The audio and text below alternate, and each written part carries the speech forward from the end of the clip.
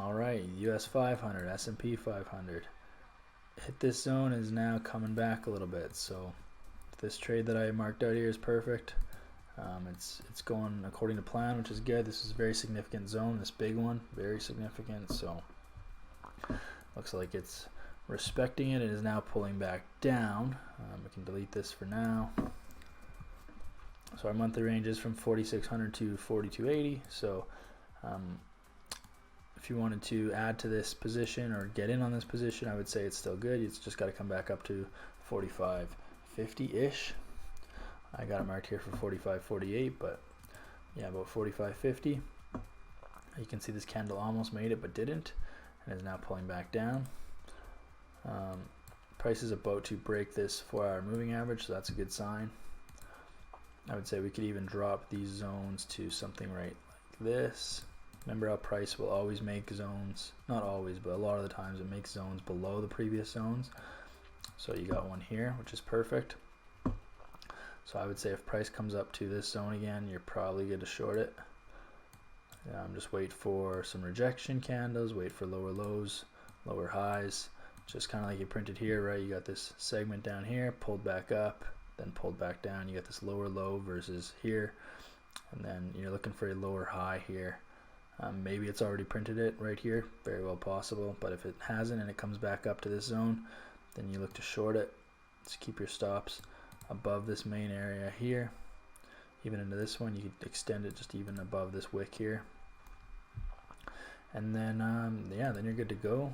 Price is way below the 1-hour moving average, so ideally, yeah, if price came back up to this zone and rejected, it would reject this 1-hour moving average, which would be caught up. And then that's just a lot of confirmation. You can see great bear momentum out of this zone. Like as it came up, it slowly came up, and then as soon as it got to the top of this zone, it just boom, busted out 2 massive 1-hour bearish candles. So I mean that's a good sign. Looking at this daily again, yeah, you see this candle come up. Friday's candle came up, completely rejected, closed full bearish, and now today came up, pulled back, and now most likely will close completely bearish. So yeah, those are kind of your main entry points. I mean, obviously you can sell it right now if you really wanted to. I think it is still on its way down, but it could pull back up a little bit here first. So if you're okay with that, or if you want to sell now and then sell more up here, totally works too. So yeah, that's my take on the US 500, the good old SP 500, the American stock index, which is very overpriced. Not as bad as the NASDAQ, but still up there for sure.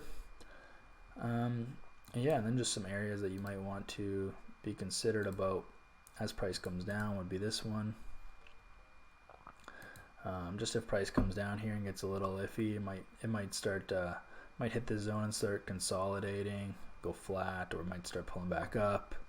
And so if that's closer to the end of the month, let's say if it mid-month, closer to the end of the month, it starts hitting the zone and then doesn't want to, and then just kind of like starts pulling up, then I'd probably just close it for the month. It just might not be hitting its range. It might have just found some resistance for the month of August, and then you need September to come in and just knock it back down. So yeah, just be mindful of that, but definitely don't really believe it's a concern right now.